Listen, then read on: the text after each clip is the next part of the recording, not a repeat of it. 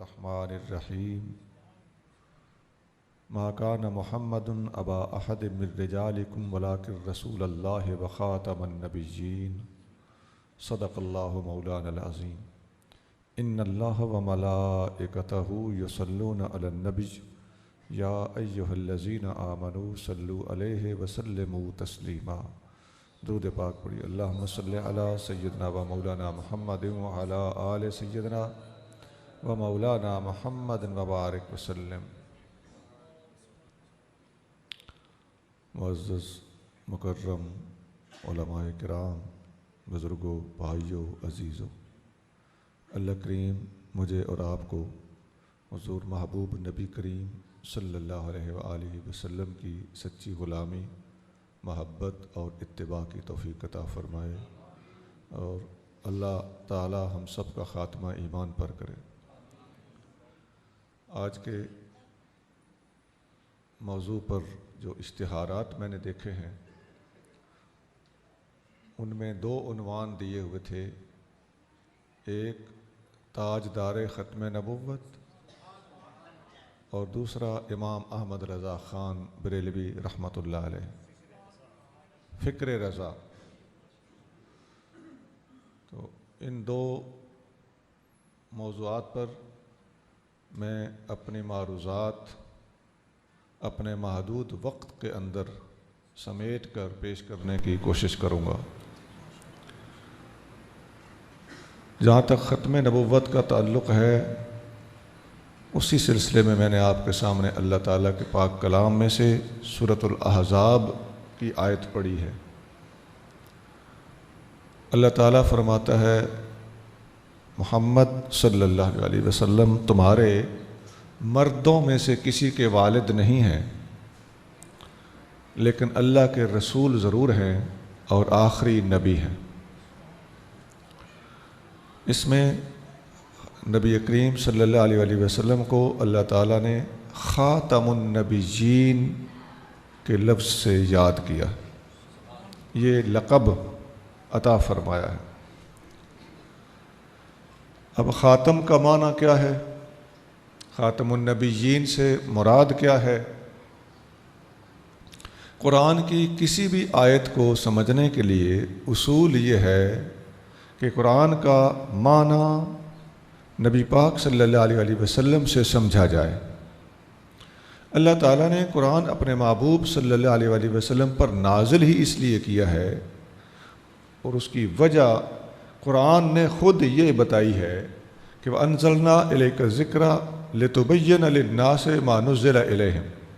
اے محبوب، ہم نے یہ قرآن آپ پر اس لیے نازل کیا ہے تاکہ جو کچھ نازل کیا گیا ہے آپ اس کا معنی بتائیں۔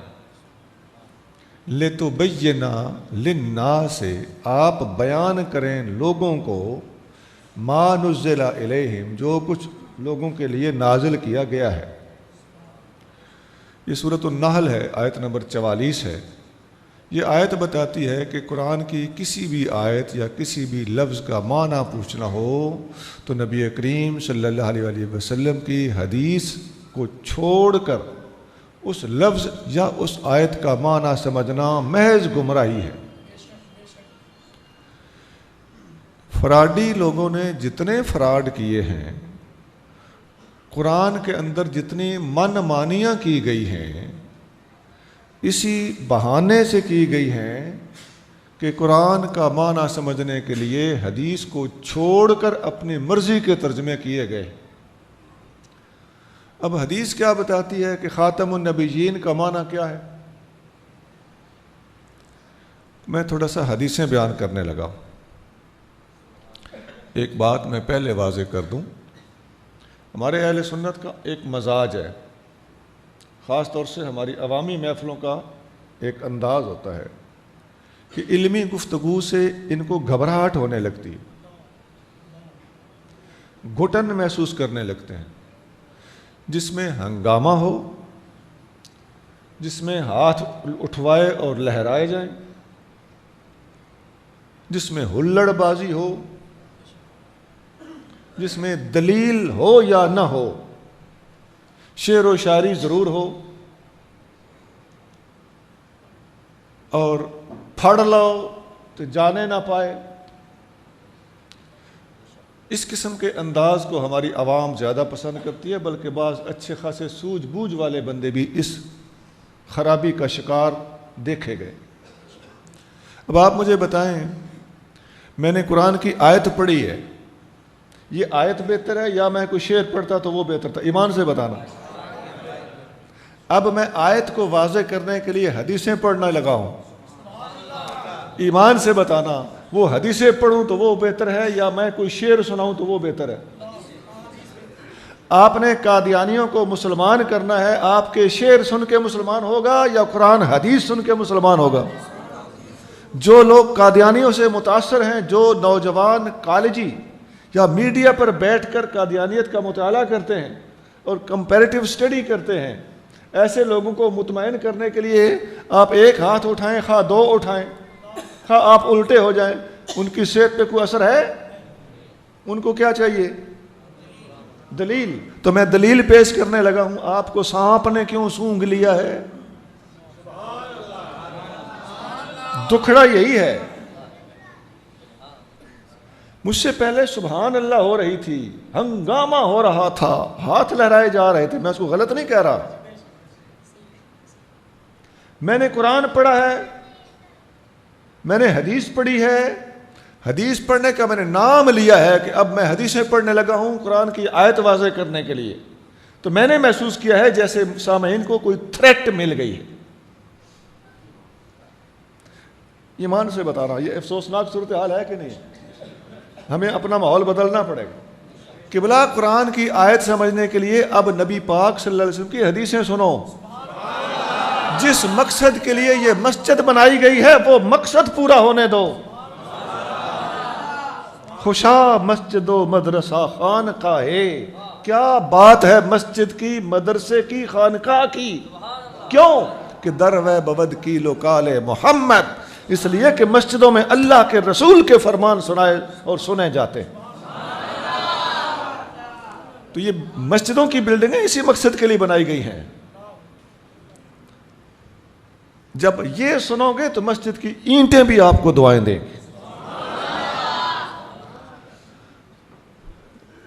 حبیب کریم صلی اللہ علیہ وسلم نے ارشاد فرمایا، اور آپ کا یہ ارشاد بے شمار کتابوں میں موجود ہے، بخاری اور مسلم میں بھی موجود ہے، دنیا کی چوٹی کی کتابوں میں. آپ صلی اللہ علیہ وسلم فرماتے ہیں، ان مثلی و مثل الانبیاء من قبلی، میری مثال اور مجھ سے پہلے نبیوں کی مثال ایسے ہے، کمثل رجل بنا بیتن، جیسے کسی آدمی کی مثال ہو جس نے ایک خوبصورت محل بنایا، فاحسنہ واجملہ، اس محل کو اس نے خوبصورت بنایا، الا موضع لبنۃ فی زاویۃ، ہاں اس بندے نے ایک کونے میں ایک اینٹ کی جگہ خالی چھوڑ دی. تو فجعل الناس یطوفون بہ ویتعجبون لہ، لوگ آئے اور محل کے اندر گھوم پھر کے دیکھا اور کہا کہ بڑا خوبصورت محل ہے.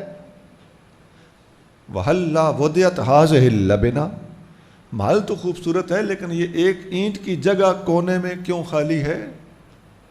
حضور صلی اللہ علیہ وسلم فرماتے ہیں وَأَنَا اللَّبِنَةُ وَأَنَا خَاتَمُ النَّبِيِّينَ،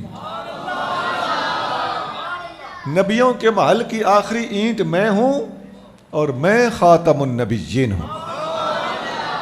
قرآن کے اندر یہ لفظ جس جگہ موجود تھا اس جگہ پر اس لفظ کا معنی سمجھنے میں کوئی بھی بندہ فراڈ کر سکتا تھا، سمجھانے میں کوئی بندہ ہیرا پھیری کر سکتا تھا، لیکن بخاری اور مسلم کی اس حدیث میں نبی کریم صلی اللہ علیہ وسلم نے واضح کر دیا جس طرح اس محل میں وہ اینٹ آخری تھی، اسی طرح تمام انبیاء کے اندر میرا آنا آخری نبی کے طور پر ہے. اور پھر قرآن کی اس آیت کا جس میں حضور کو اللہ نے خاتم النبیین قرار دیا ہے، آقا نے وہی آیت پڑھی اس مثال کو پیش کرنے کے بعد اس آیت کا لفظ یہاں فٹ کر کے واضح کیا کہ خاتم النبیین کے قرآنی لفظ کو سمجھنا چاہتے ہو تو نبیوں کے محل کی آخری اینٹ والی مثال کو سمجھ کر مسئلہ ختم نبوت کو سمجھو. اب بولیے قرآن کہتا ہے حضور کو خاتم النبیین، اور حضور محل والی اینٹ والی مثال دے کر اپنا خاتم النبیین ہونا واضح فرما رہے ہیں۔ آقا صلی اللہ علیہ وآلہ وسلم نے دین کی تبلیغ کا اور قرآن کے لفظوں کی وضاحت کا حق ادا کر دیا۔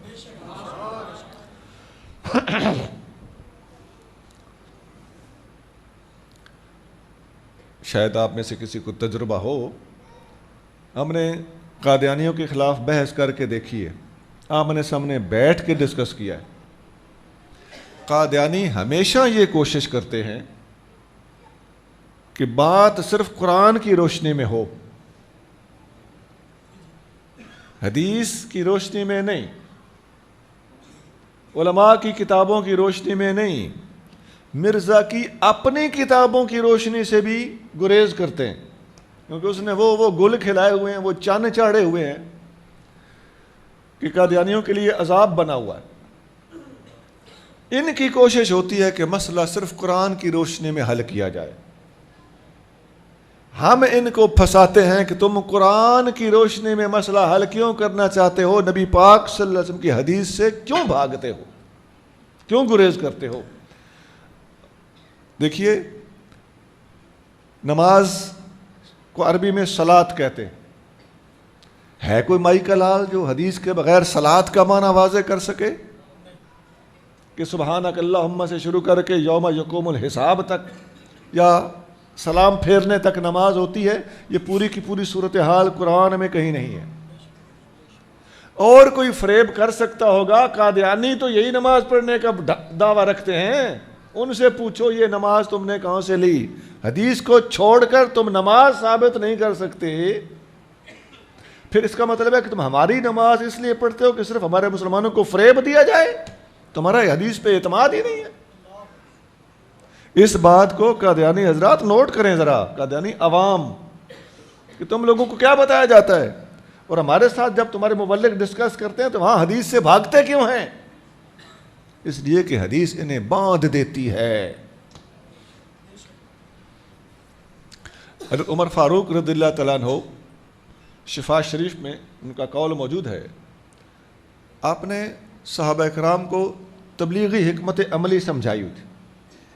فاروق اعظم تمام صحابہ کے استاد ہیں، یہ یاد رکھنا، صدیق اکبر کے علاوہ۔ صحابہ کو انہوں نے ایک گر بتایا ہوا تھا، آپ فرماتے ہیں یجادلونکم بالقرآن فخذوہم بالسنن، جو لوگ تم سے قرآن پڑھ کے بحث کریں تم ان کے سامنے حدیث پڑھا کرو۔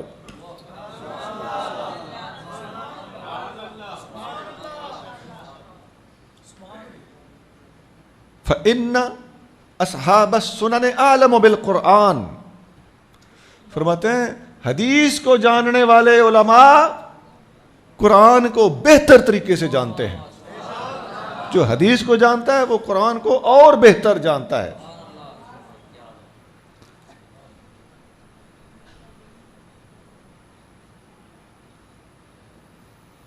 اس لیے آپ رضی اللہ تعالیٰ عنہ نے جو الفاظ بولے نا کہ یجادلونکم بالقرآن فخذوہم بالسنن، ان لفظوں پہ غور کرنا، یہ تم سے قرآن پڑھ کے بحث کرتے ہیں، فخذوہم، تم انہیں پکڑو، بالسنن، حدیثوں کے ذریعے سے۔ یہ پکڑنے کا جو لفظ ہے نا، اس پر توجہ دلا رہا ہوں۔ مطلب یہ ہے کہ یہ قرآن پڑھ کر اس کا اپنی مرضی سے ترجمہ کر کے تمہارے ایمان پر ڈاکہ ڈالیں گے، تم حدیث کی پولیس لے کر ان کو گرفتار کرنا۔ فخذوہم کا یہ معنی بنا، تم انہیں حدیث کے ذریعے سے پکڑو، پکڑا چور کو جاتا ہے۔ اس لیے میں نے قرآن کی وضاحت میں ڈائریکٹلی حدیث بیان کر دی ہے، اور حدیث بھی بڑی چوٹی کی کتابوں سے۔ اچھا، ایک اور بات میں پیش کرتا ہوں، کوئی قادیانی اگر یہ بات نیٹ پہ دیکھ رہا ہو تو میں اس کو توجہ دلاتا ہوں، ہمدردانہ غور کرنے کی درخواست کرتا ہوں کہ مسلمان جن کے پاس آیت خاتم النبیین بھی موجود ہے، اس آیت کی یہ تشریح، یہ بخاری اور مسلم جیسی چوٹی کی کتابوں میں بھی موجود ہے، نبیوں کے محل کی آخری اینٹ والی بات۔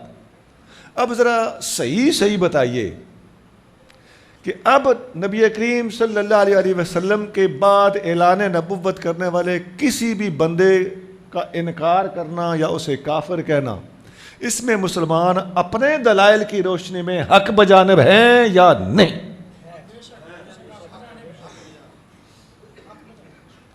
ہم بے قصور ہیں کہ نہیں؟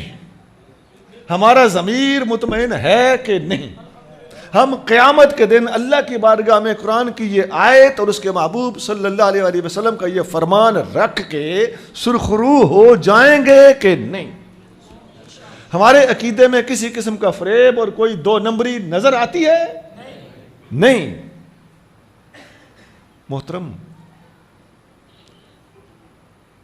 کالجی لڑکوں اور نوجوانوں کا ضمیر بھی مطمئن کرنے کے لیے میری یہ گفتگو قیمتی ہوگی۔ جن کو یہ لوگ پھانستے ہیں اور ورغلانے کی کوشش کرتے ہیں، اور پھر یہ ایک حدیث نہیں، اگر حدیثوں کے انبار موجود ہوں تو پھر بھائی نبی کریم صلی اللہ علیہ وسلم فرماتے ہیں کہ میرے بعد 30 جھوٹے ہوں گے، سیکون بعدی دجالون ثلاثون کذابون، میرے بعد 30 دجال جھوٹے ہوں گے، کلہم یزعم انہ رسول اللہ، ان میں سے ہر ایک یہ کہے گا کہ وہ اللہ کا رسول ہے، وَأَنَا خاتم النبیین لا نبی بعد، حالانکہ میں خاتم النبیین ہوں، میرے بعد کوئی نبی نہیں۔ یہاں پھر خاتم النبیین قرآنی لفظ ہے، اور اس کی تشریح کس لفظ سے کی جا رہی ہے؟ لا نبی بعدی، میرے بعد کوئی نبی نہیں۔ یہ ترمذی میں حدیث ہے، اس کے ابتدائی الفاظ بخاری مسلم میں بھی ہیں۔ اب بتائیں، اب بھی ہمارے اندر ہی کوئی رولا ہے؟ نہیں سنا؟ پریشانی بنے گی آپ کو قیامت کے دن۔ یہ ہیرا پھیریاں، یہ تعویلیں، یہ لفظ وہ لفظ، میں تصریحات دکھا رہا ہوں۔ صاف لفظوں کو تصریح کہتے ہیں، اور صاف لفظوں کے مقابلے پہ چونکہ اس لیے لے آنا، اس کو ہیرا پھیری کہتے ہیں۔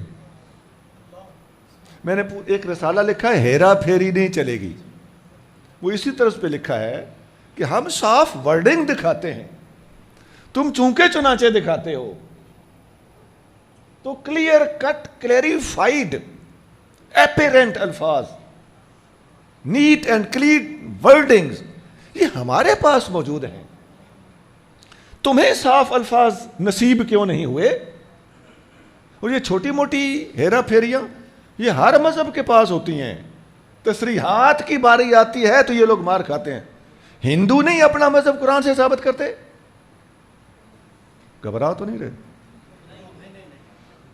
تھوڑا اوپن ہونا پڑے گا، بین المذاہب مطالعہ کی طرف توجہ فرمائیے۔ خدا کی قسم آپ کو اسلام کے سوا کہیں صداقت نظر نہیں آئے گی۔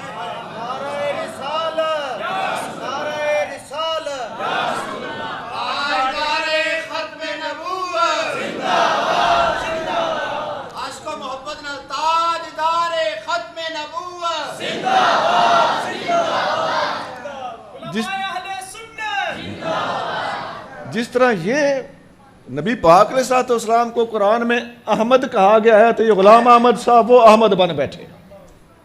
یار یہ ہیرا پھیری نہیں ہے؟ وہ قرآن میں ذوالکفل ایک نام آتا ہے، ہندو کہتے ہیں یہ کپل دیو کی بات ہو رہی، تم تو وہی نکلے جس کو پتا ہے کہ یہ کپل ہندو کس کو کہتے ہیں، اور ذوالکفل سے مراد یہ کپل کیسے کھینچ کھونچ کے بناتے ہیں، اس کو احمد سے غلام احمد بننا بڑی آسانی سے سمجھ آ جائے گا کہ یہ بھی اسی طرح بنا ہوا ہے۔ ہمارے مطالعہ جات الحمدللہ وسیع ہیں، ہم نے تمہارے فریب کو صرف تمہارے اندر ہی نہیں، اسی طرح کے ٹرکس، ہیرا پھیریاں دوسرے لوگ بھی قرآن کے ساتھ کرتے ہیں، لیکن ہم جس طرح ان کو روکتے ہیں اسی طرح تمہیں بھی روک سکتے ہیں۔ قرآن میں آتا ہے یہودیوں نے ہفتے کے دن میں حکم کی نافرمانی کی، مچھلیاں پکڑنے کے بارے میں اللہ تعالیٰ نے ان کو کیا کہا تھا؟ کونو قردۃ خاسئین، بندر ہو جاؤ، ذلیل بندر ہو جاؤ، یا ذلیل ہو کر بندر ہو جاؤ۔ اب یہاں ہندو کیا کہتا ہے؟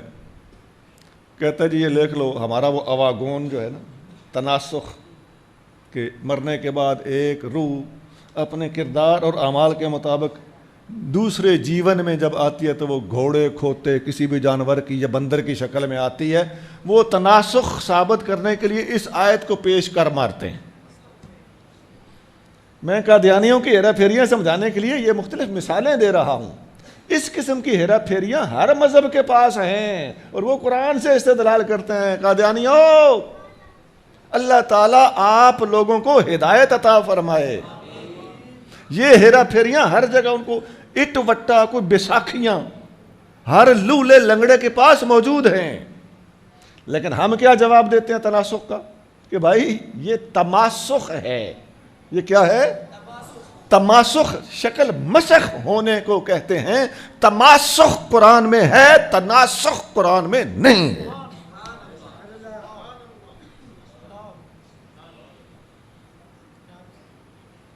ان لوگوں نے بھی، ان سے مرزا قادیانی سے پہلے جتنے لوگوں نے نبوت کے دعوے کیے ہیں وہ مرزا قادیانی سے ملتی جلتی باتیں تھیں۔ اب مرزا قادیانی کہتا ہے میں مسیح ہوں، اپنے آپ کو مسیح کہتا ہے۔ اب اس کے مسیح کے دعوے سے پہلے یہی دعویٰ بہت سے لوگ پہلے بھی کر گزرے ہیں۔ اگر وہ جھوٹے ہیں تو تم کیسے سچے ہو؟ اگر تم سچے ہو تو وہ کیسے جھوٹے ہیں؟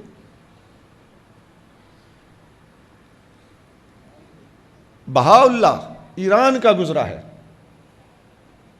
اس نے مسیحیت کا دعویٰ کیا ہے۔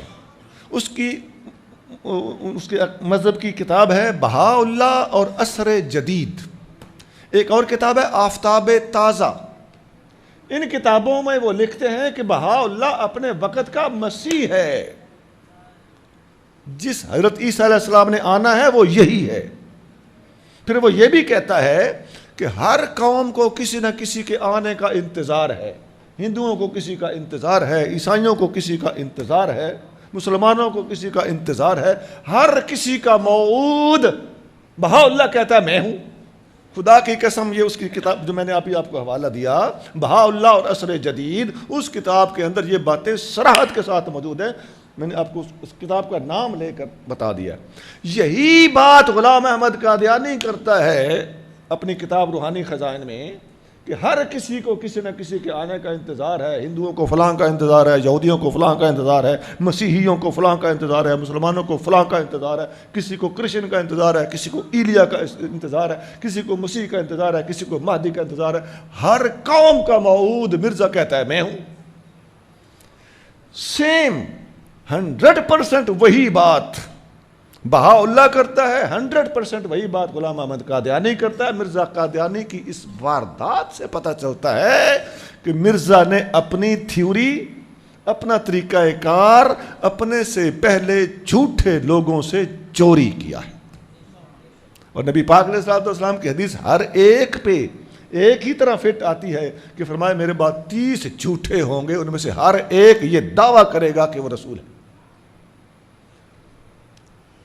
ساتھ ساتھ ذرا خیریت بھی لینا پڑتی ہے، گھبرا تو نہیں رہے؟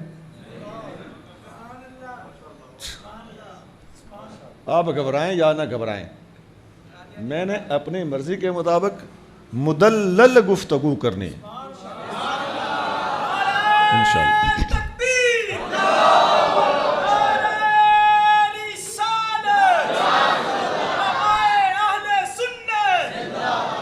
بھائی ہم نے بین الاقوامی سطح پہ کام کرنا ہوتا ہے، ہم نیٹ پہ بیٹھ کر دیکھنے والے لوگ ہیں۔ پوری دنیا کے حالات کا جائزہ لینا وقت کے علماء کی ذمہ داری ہے کہ نہیں ہے؟ پوری دنیا کے گمراہ لوگوں کو جواب دینا اور اسلام کا دفاع کرنا یہ ہم لوگوں پر فرض کفایہ ہے کہ نہیں ہے؟ تو پھر ہم یہ فرض کفایہ ادا کرنا چاہتے ہیں، ہم یہ قرض اتارنا چاہتے ہیں، ہم اپنے دوستوں سے اور اپنی عوام سے درخواست کرتے ہیں کہ اللہ کے لیے ہمارا ساتھ دیجئے. ایسی گفتگو سے نہ گھبرایا کریں.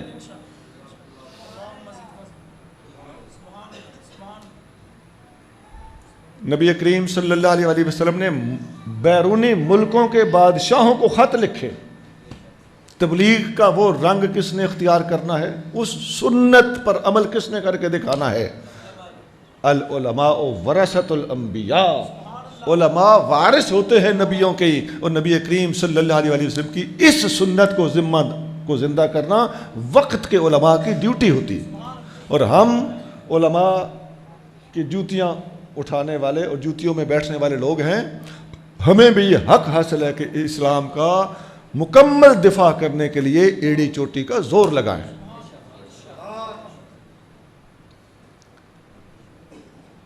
اسی طرح مسیلمہ کذاب ایک شخص گزرا ہے.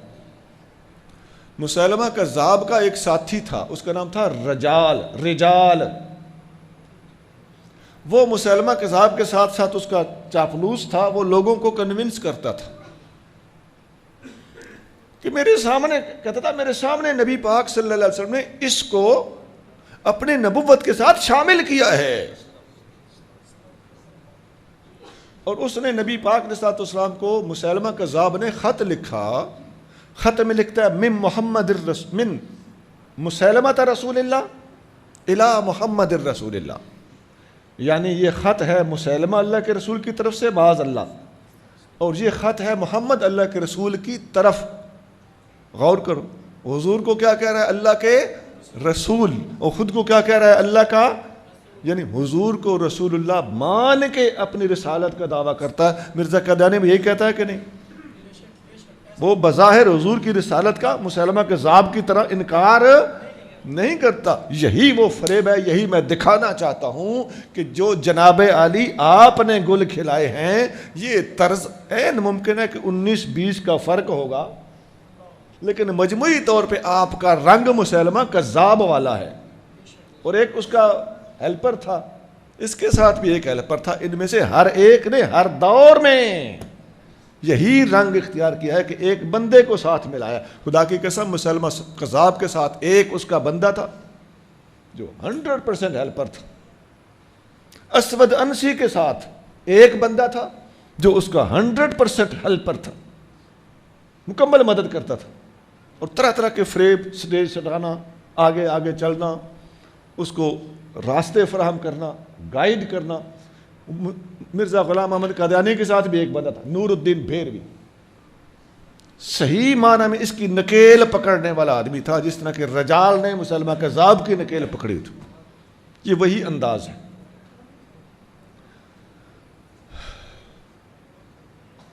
اس کی اور بہت مثالیں ہیں. مختلف ادوار میں مختلف لوگوں نے مختلف دعوے کیے.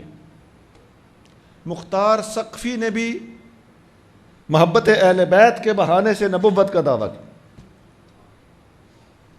اور اس طرح میں چل پڑوں تو آپ کو لگ سمجھ جائے گی. مرزا قادیانی بھی بالکل یہی رنگ اختیار کرتا ہے. محبت اہل بیت کا بہانہ یہ بھی کرتا ہے. وہ بہا اللہ تو تھا ہی ایران کا، وہ محبت اہل بیت کے تو گل کھلاتا ہے. اور قادیانی لکھتا ہے کہ قادیان، حدیث میں آتا ہے نا کہ عیسیٰ علیہ السلام دمشق کی جامع مسجد کے مینار پہ اتریں گے. کہنے لگا دمشق سے مراد قادیان ہے. سمجھ لینا وہ کہنا کیا چاہتا ہے. یہ حدیث مسلم شریف میں ہے. عیسیٰ علیہ السلام دمشق میں اتریں گے. مرزا کہتا ہے دمشق سے مراد قادیان ہے. وجہ کیا ہے؟ کہتا ہے دمشق، پتہ نا دمشق میں یزید بھی تھا. کہتا ہے قادیان کے لوگوں کا مزاج دمشق کے لوگوں سے ملتا جلتا ہے، یہ یزیدی ذہن رکھتے ہیں. قادیانی کے لوگوں کو کہتا ہے. اس لیے کہا دمشق گیا ہے مراد قادیان ہے. تو یہ وہی سٹائل ہے. یہ بڑی تفصیلی باتیں ہیں، میں اس کے سابقہ جھوٹوں کے ساتھ بے شمار اشتراکات، کامن فیکٹرز، اور اس کا سرقہ اور چوریاں، اس کے ان سابقہ جھوٹوں کے طریقوں سے اس کی چوریاں میں بے شمار اپنی ایک کتاب الانتہا میں لکھ چکا ہوں۔ پورا میرا ایک مضمون ہے قادیانیت کا تاریخی پس منظر، اس میں نے یہ ساری باتیں کھول کے بیان کر دی۔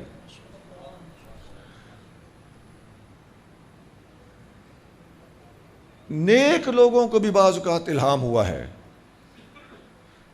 شیخ اکبر محی الدین ابن عربی رحمۃ اللہ علیہ اپنی کتاب فتوحات مکیہ میں لکھتے ہیں کہ میرے مرشد کو الہام ہوا تھا کہ تو وقت کا مسیح ہے، لیکن میرے مرشد چونکہ عالم تھے، اللہ کا ان پہ فضل تھا، انہوں نے شریعت کی روشنی میں اس کشف کو پرکھ لیا، اور آپ نے دیکھا کہ شریعت کہتی ہے کہ مسیح علیہ السلام تو مریم کے بیٹے ہیں، جو حضور سے تقریباً 500-600 سال پہلے ہو گزرے ہیں، اور اب مجھے کوئی اگر مسیح ہونے کا کشف ہوتا ہے یا الہام ہوتا ہے تو یقیناً یہ الہام شریعت کے خلاف ہونے کی وجہ سے شیطانی الہام ہے۔ شیخ اکبر کے مرشد نے لاحول پڑھ کے اللہ کے رسول کی شریعت کے مطابق اپنی زندگی گزار دی اور مسیحیت کا دعویٰ نہیں کیا۔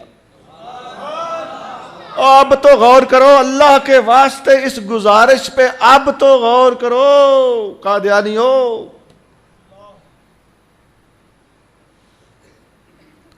ہمیں آپ پہ ترس آتا ہے، اللہ کرے آپ کو ایمان نصیب ہو، خدا کی قسم تمہارے ایمان لانے کے بعد ہم تمہیں گلے لگانے کو بےتاب ہیں۔ ہمیں آپ سے کوئی ناراضگی اور دشمنی اور نہیں ہے، بخدا ہم اپنے آقا صلی اللہ علیہ وسلم کی محبت، آقا صلی اللہ علیہ وسلم کے ختم نبوت کے قطعی عقیدہ اور مرزا غلام احمد قادیانی کا اگلے جھوٹوں کے 100% قدم بقدم چلنے کی وجہ سے آپ لوگوں کو تنبیہ کرتے ہیں، اور ہمارا کوئی مشن نہیں ہے۔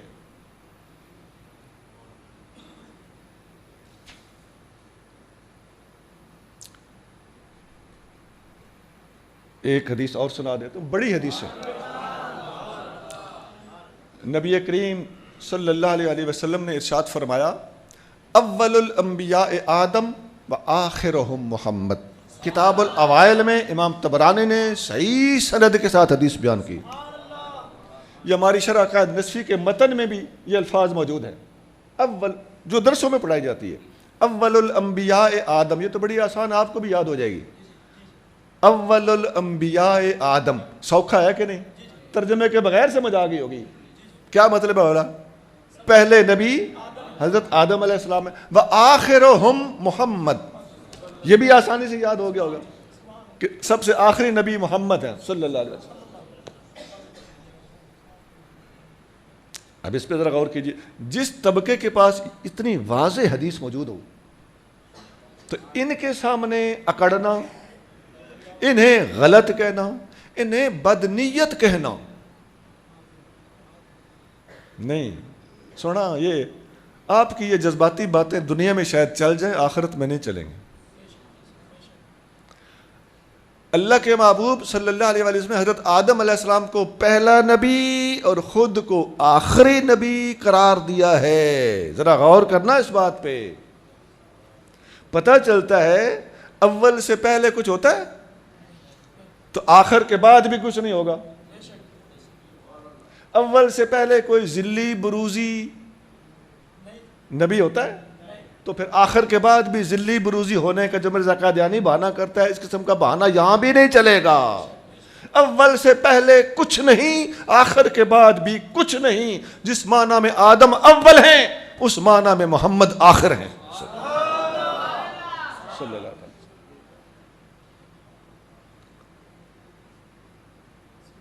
برکت کے لیے میں نے آپ کے سامنے یہ 3 حدیثیں رکھ دی ہیں، ورنہ بہت حدیثیں اور موجود ہیں۔ حدیثیں سینکڑوں کی تعداد میں ہیں،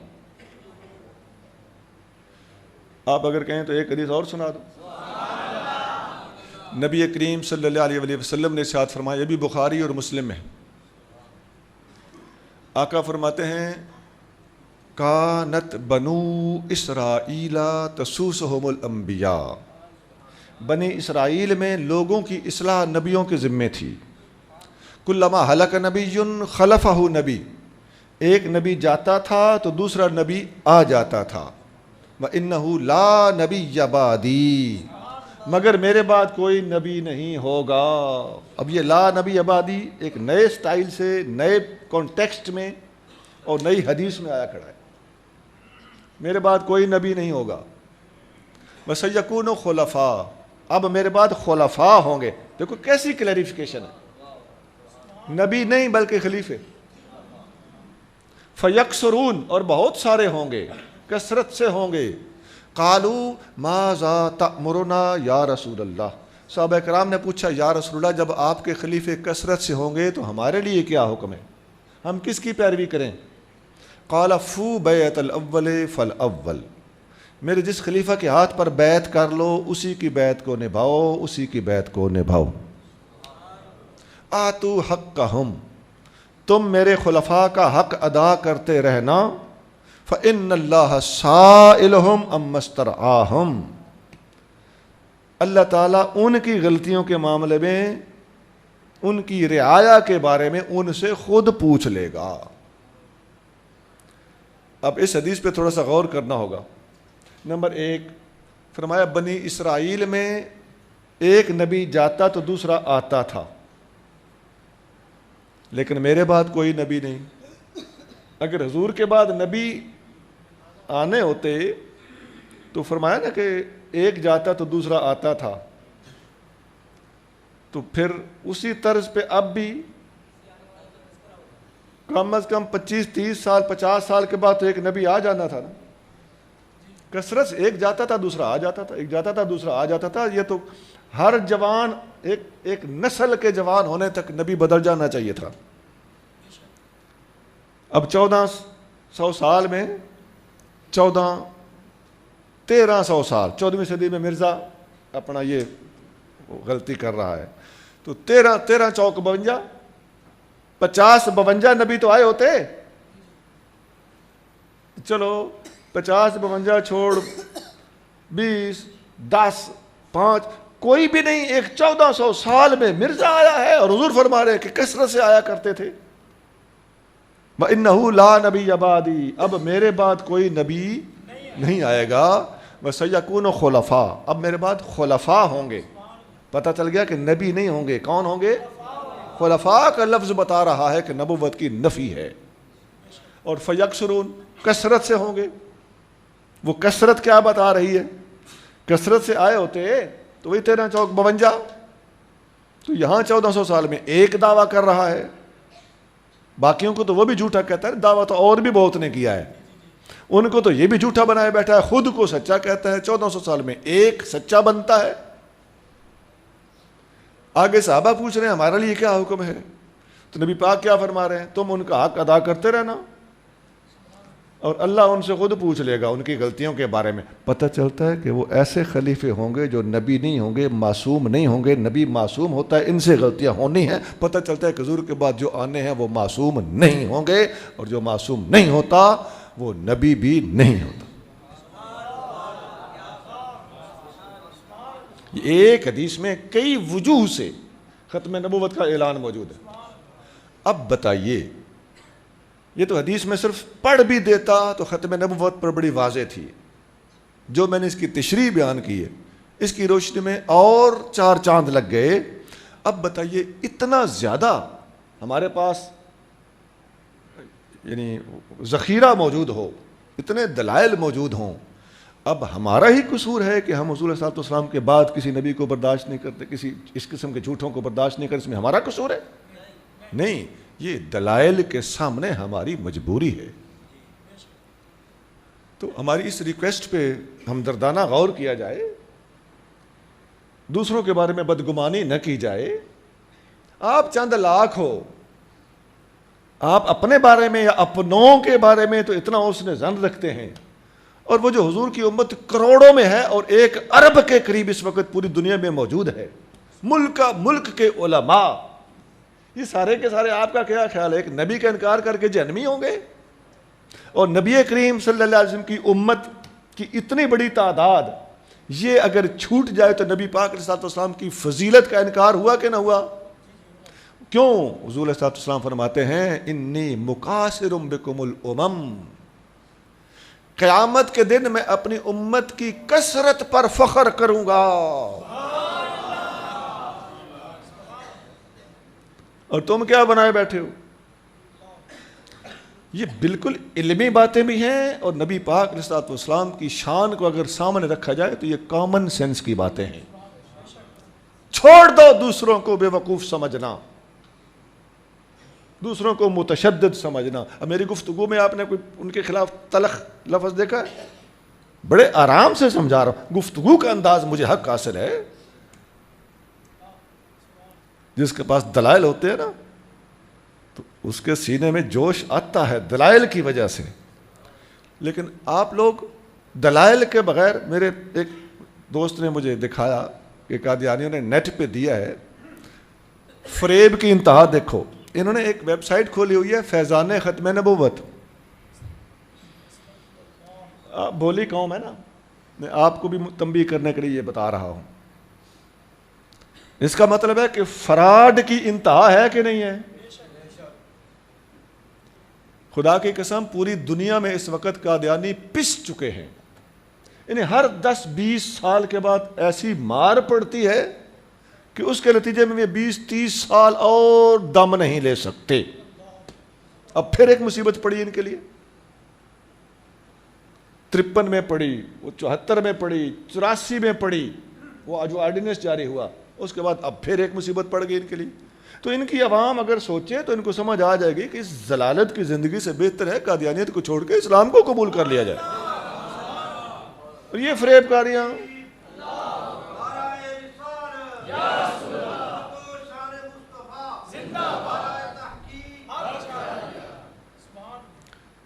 پھر یہ فریب کاریاں، ان کے لوگ سمجھدار ہوں تو وہ خود ہی ان پہ اعتراض کر کے ان سے جان چھڑا کے ادھر آ جائیں کہ یہ کیا 2 نمبری کی ہوئی ہے تم نے۔ اندر انصاف ہونا چاہیے۔ مجھے ایک سوال ان کا پہنچایا گیا، اپنا ایک بچہ ہے اس نے مجھ تک اس سوال پہنچایا۔ قادیانیوں نے نیٹ پہ سوال ایک اعتراض کیا ہوا تھا، وہ لکھتا ہے کہ آج کا مسلمان عیسائیوں کی راہ پر، میں اس کا خلاصہ بتا رہا ہوں، لفظ بلفظ مجھے یاد نہیں، مفہوم 100% ٹھیک ہوگا۔ نیچے کیا لکھتا ہے؟ عیسائی بھی کہتے ہیں حضرت عیسیٰ علیہ السلام آسمان پہ گئے، مسلمان بھی کہتے ہیں حضرت عیسیٰ علیہ السلام آسمان پہ گئے، گویا مسلمانوں نے عیسائیوں کی مدد کر دی۔ سوال سمجھ آ گیا؟ اور میں نے کہا نیچے جواب لکھو۔ میں نے نیچے جواب لکھوایا، قادیانی لوگ یہودیوں اور عیسائیوں کی راہ پر۔ جی جواب لکھو جی۔ وجہ میں نے بتائی، میں نے کہا اس کی وجہ یہ ہے، یہودی بھی کہتے ہیں، یہ اسی طرح ہے، یہ حق ہے، یہودی بھی کہتے ہیں کہ جی ہم نے عیسیٰ علیہ السلام کو پھانسی پہ چڑھایا، یہودیوں کا یہ عقیدہ ہے۔ عیسائی بھی کہتے ہیں حضرت عیسیٰ علیہ السلام سولی پہ چڑھے، معاذ اللہ۔ قادیانی بھی کہتے ہیں حضرت عیسیٰ علیہ السلام سولی پہ چڑھے۔ فرق کیا ہے؟ یہودی کہتے ہیں ہم نے قتل کر دیا، معاذ اللہ۔ عیسائی کہتے ہیں قتل ہو گئے، سولی پہ چڑھے، شہید ہوئے، دفن ہوئے، تیسرے دن زندہ ہو گئے، جسے وہ ایسٹر کہتے ہیں۔ ایسٹر کی عید ہوتی ہے، مسیح جی اٹھا کے بینر لگاتے ہیں۔ یہودی اور عیسائی دونوں میں قدر مشترک کیا ہے؟ دونوں سولی پہ چڑھنا مانتے ہیں، آگے تھوڑا سا فرق ہے۔ قادیانی بھی یہی کہتے ہیں حضرت عیسیٰ علیہ السلام سولی پہ چڑھے لیکن فوت نہیں ہوئے، انہوں نے سمجھا کے فوت ہو گئے، سولی پہ چڑھا دیا عیسائیوں نے بھی اپنے عقیدے کے مطابق۔ میں نے کہا لکھوایا نیچے کہ صلیب کو متبرک بنایا ہے تو تمہاری اس تائید نے بنایا ہے۔ قرآن کیا کہتا ہے؟ ما قتلوہ وما صلبوہ ولکن شبہ لہم، نہیں یہودیوں نے عیسیٰ کو قتل کیا، نہیں صلیب پہ چڑھایا، بلکہ کسی اور کو عیسیٰ علیہ السلام کا ہم شکل بنا دیا گیا، کوئی تشبیہ دیا گیا، شبہ، شبہ یشبہ تشبیہا فہو مشبہ وشبہ یشبہ تشبیہا فذاک مشبہ شبہ واحد مذکر غائب کا صیغہ ہے. اس کا مطلب ہوتا ہے کوئی تشبیہ دیا گیا. یہ شبہ شبہ پڑھ کے گھبرا تو نہیں گئے؟ ساتھ ساتھ خیال رکھنا پڑتا ہے.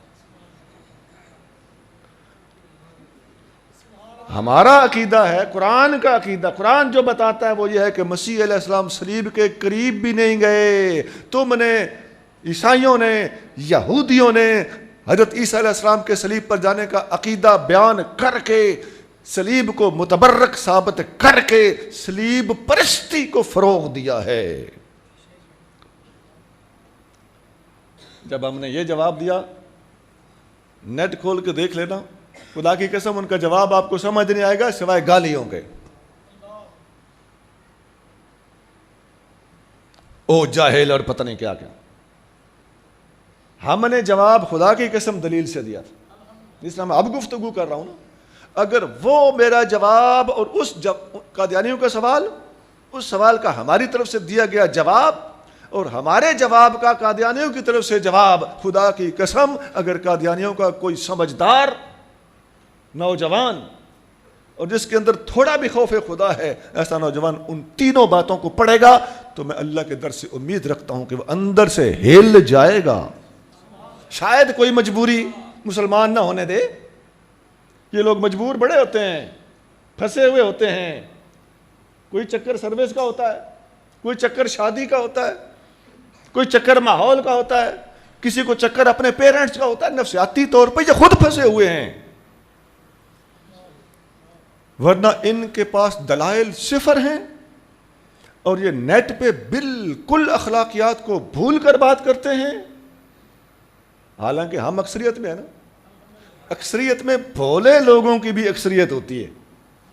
ہمارا کوئی غیر ذمہ دار آدمی کوئی سخت لفظ بول بھی دے، کوئی گالی گلوچ کر بھی دے تو ہمارے پاس ایک معقول بہانہ ہے کہ ہم میں اکثریت ہے، اکثریت میں جھلے بھی چوکھے ہوتے ہیں. اتنی کوئی بڑی بات نہیں ہے. کسی سمجھدار اور ذمہ دار آدمی کی بات کرو. یہ تو مٹھی بھر لوگ ہیں، مٹھی بھر. اقلیتیں ہمیشہ منظم ہوتی ہیں، یہ ایک نفسیاتی مسئلہ ہے.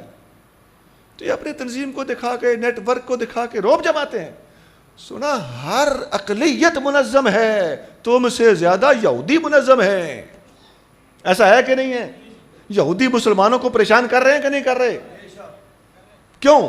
یہ قادیانیوں کے لیے غور کرنے اور سوچنے کا مقام ہے. وہ بھائی یہ نفسیاتی مسئلہ ہے، اقلیتیں منظم ہوتی ہیں، کوئی بڑی بات نہیں.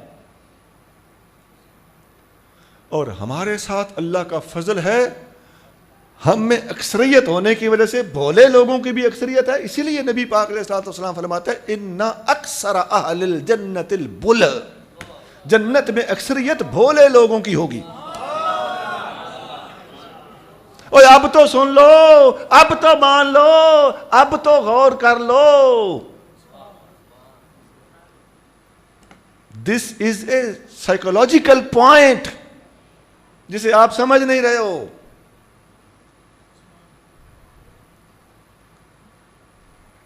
ہاں تقدیر ہمیشہ الحمدللہ اس کا فضل ہے.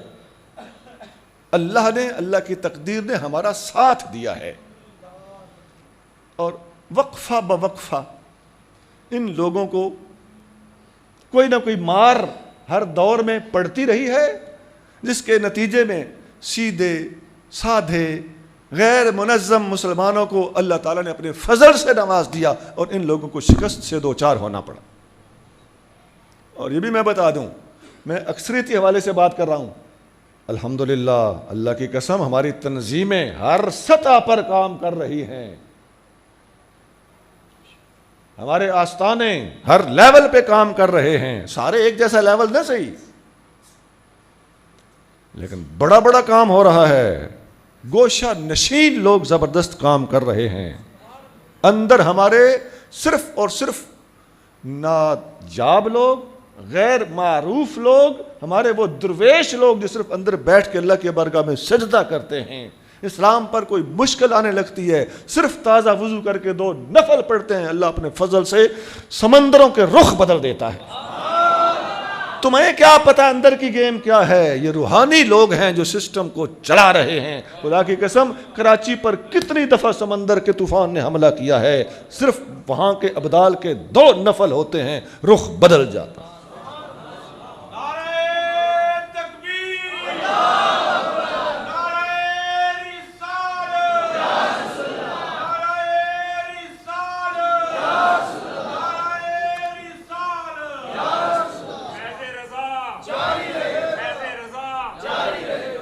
اب ذرا اعلیٰ حضرت کا نام لیا تو مجھے یاد آ گیا، ادھر کو رخ کرتے ہیں.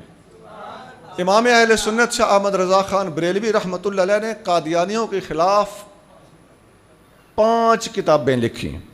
کتنی کتابیں؟ 5. ایک کتاب کا نام ہے جزاء اللہ عدوہ بإبائہ ختم النبوہ. اوکھا سا نام ہے، گھبرا تو نہیں گئے؟ اور چونکہ ہمارے لوگ گھبرا جاتے ہیں، میں فٹافٹ کانٹا بدل کے خیریت پوچھنے لگ جاتا ہوں. اس نام کا معنی اعلیٰ حضرت کی کتابوں کے نام ذرا مشکل ہوتے ہیں. اس کا مطلب ہے اللہ کا بدلہ اپنے دشمن کو ختم نبوت کا انکار کرنے کی وجہ سے. جس دشمن نے ختم نبوت کا انکار کیا، اللہ کے اس دشمن کو، ختم نبوت کا انکار کرنے والے کو اللہ کا بدلہ. یہ جزاء اللہ عدوہ بإبائہ ختم النبوہ. ایک اور رسالہ ہے اعلیٰ حضرت کا. اچھا، اس رسالے میں اعلیٰ حضرت نے 130 حدیثیں ختم نبوت پر بیان کی.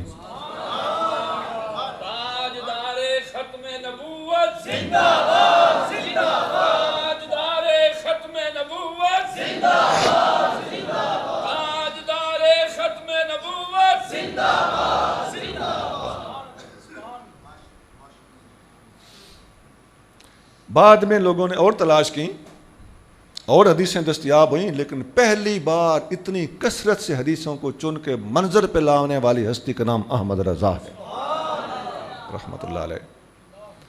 والفضل للمتقدم، فضیلت اس کی ہوتی ہے جو پہل کر جائے. ان کو اللہ نے یہ اعزاز بخشا. اسی طرح ایک اور کتاب ہے اعلیٰ حضرت کی، الدرۃ الدرانی علی المرتد القادیانی. ایک اور ہے جراز الدیان علی المرتد بقادیان. ایک اور ہے قہر الدیان علی المرتد بقادیان. ایک اور کتاب ہے السوء والعقاب علی المسیح الکذاب. ایک اور کتاب ہے المبین ختم النبیین. یہ اعلیٰ حضرت کی تقریباً یہ ساری کتابیں فتاوی رضویہ میں موجود ہیں، اور اعلیٰ حضرت نے ہر موضوع پر قلم اٹھایا ہے. وہ جو 33 جلدوں میں فتاوی رضویہ ہے، یہ ایک ریکارڈ فتاوی ہے. اعلیٰ حضرت رحمۃ اللہ علیہ نے خدا کی قسم جس موضوع پہ قلم اٹھایا ہے، ملک سخن کی شاہی تجھ کو رضا مسلم، جس سمت آ گئے ہو چھکے چھڑا دیے.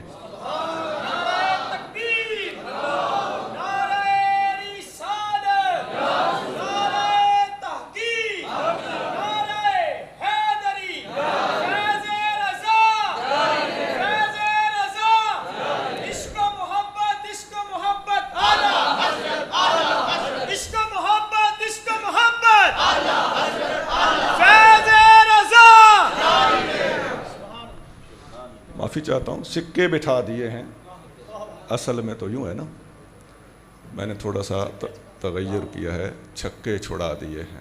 وہ ایسا لفظ ہے کہ انشاءاللہ کسی ساتھی کو برا نہیں لگے گا.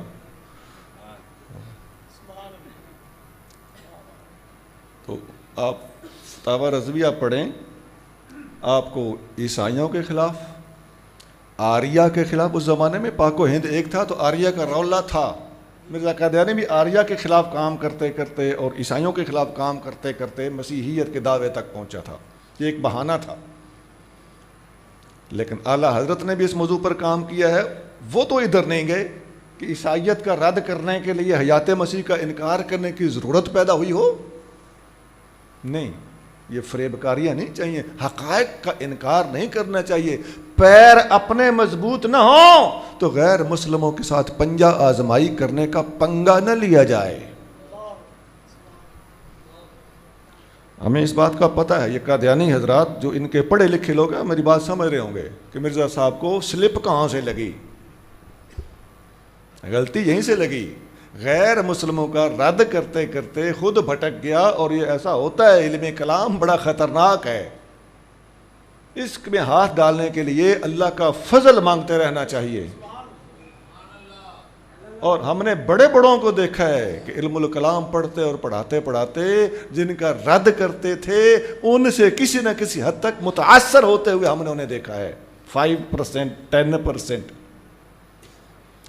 بخدا اگر کوئی قادیانیوں میں سوجھ بوجھ والا ہے یا علم الکلام کا ماہر ہے تو میری بات کو اچھی طرح سمجھ رہا ہوگا کہ یہ سارے مرزا قادیانی کے ساتھ جتنی وارداتیں ہوئی ہیں یہ علم کلام پر کام کرنے کے سائیڈ ایفیکٹس ہیں۔ یہ صاحب کے لفظ ہے نا، گھبرا جانا، اصحاب النار و اصحاب الجنہ۔ میں آپ لوگوں کو بھی تو بات بتانی ہے نا کہ پریشان نہ ہو جائے۔ بہرحال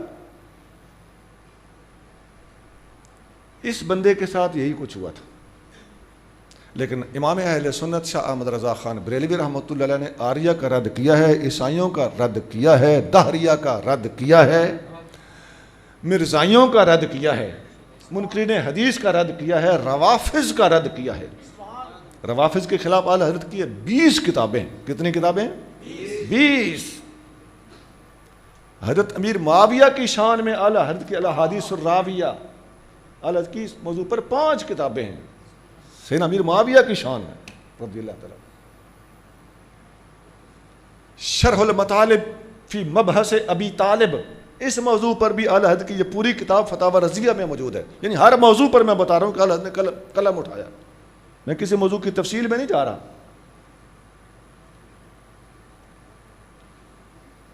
یہ اعلیٰ حضرت کی علمی کارنامے ہیں، اور خاص طور سے قادیانیت پر اعلیٰ حضرت کا یہ علمی کام ہے۔ 5-6 کتابیں ہیں اعلیٰ حضرت، وہ جو میں 6 گنائی ہیں ان میں سے ایک تو اعلیٰ حضرت کے ایک شہزادے کی طرف بھی منسوب ہے۔ بہرحال 5 سے یہ بہت بڑا کام ہے۔ اللہ کریم جل شانہ مجھے اور آپ کو ختم نبوت کے عقیدے پر قائم رہنے اور اس عقیدے کا کما حق دفاع کرنے کی توفیق عطا فرمائے، اور اعلیٰ حضرت عظیم البرکت رحمۃ اللہ علیہ کے درجات کو اللہ کریم بلند فرمائے، اور ہمیں عقیدہ اعلیٰ حضرت کو مضبوطی سے پکڑنے کی توفیق عطا فرمائے۔ خدا کی قسم سنیو، یاد رکھو، طرح طرح کے پروپیگنڈے ہوں گے، عقیدے کی بات آئے، اعلیٰ حضرت کا کوئی حوالہ آ جائے، ہتھیار پھینک دینا، انشاءاللہ تعالیٰ اس میں تمہاری خیریت۔ اعلیٰ حضرت عقائد کے بادشاہ ہیں، عقائد کے علم کے بادشاہ ہیں۔ اس موضوع پر اعلیٰ حضرت ایک اتھارٹی ہیں اپنے دور میں۔ اللہ آپ لوگوں کو شاد آباد رکھے، علمی ذوق میں اضافہ کرے، علمی گفتگو کو پسند کرنے کی، برداشت کرنے کی، اور ایسی باتوں کو ترویج دینے کی اللہ تعالیٰ توفیق عطا فرمائے۔ آخر دعوانا الحمدللہ۔ جی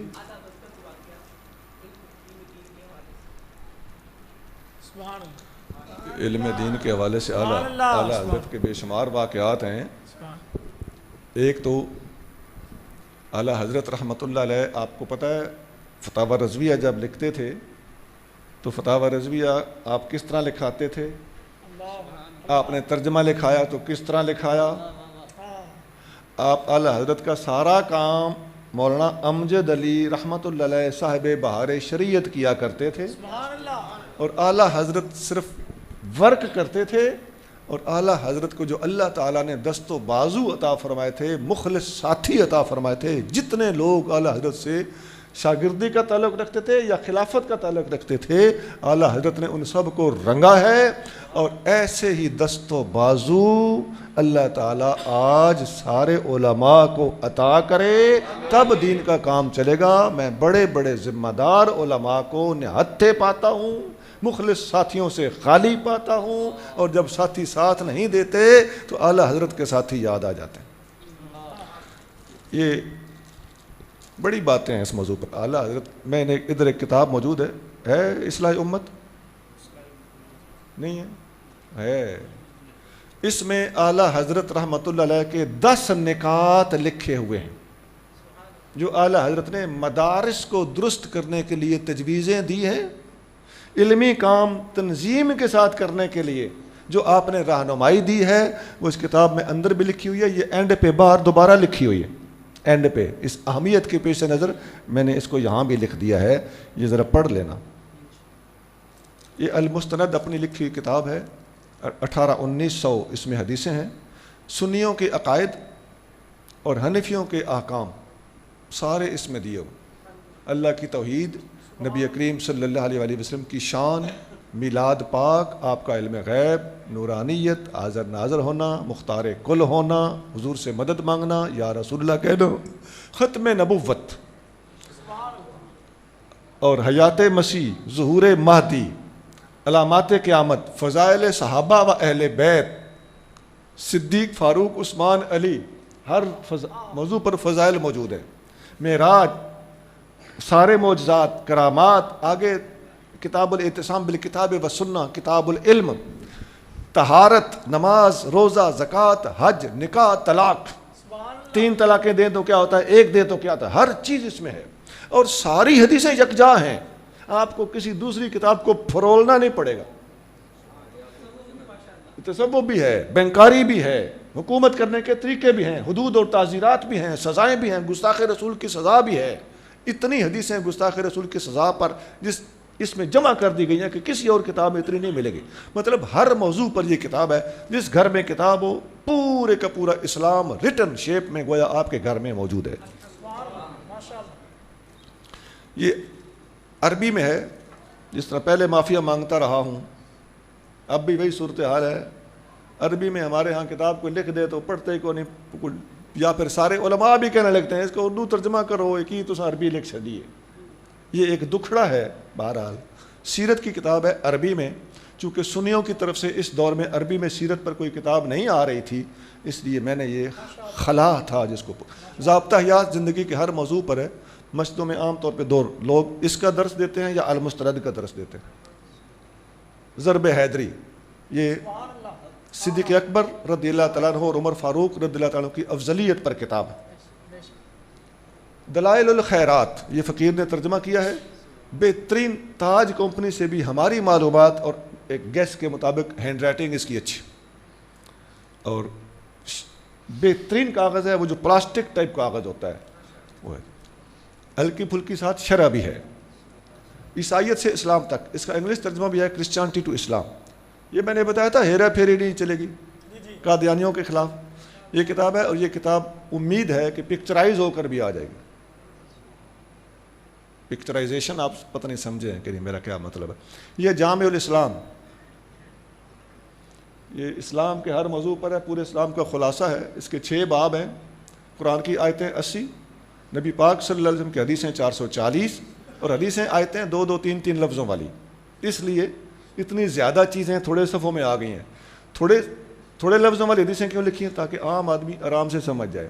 بعض اوقات نیک لوگ ہوتے ہیں اور وہ پڑھ نہیں سکتے، مدرسہ جانے کا موقع نہیں ملا، پیر بھی بن جاتے ہیں بعض نیک لوگ، نیک لوگوں کی نیک اولاد ہوتی ہے، پیر بن جاتے ہیں، آستانہ چلانا پڑ گیا۔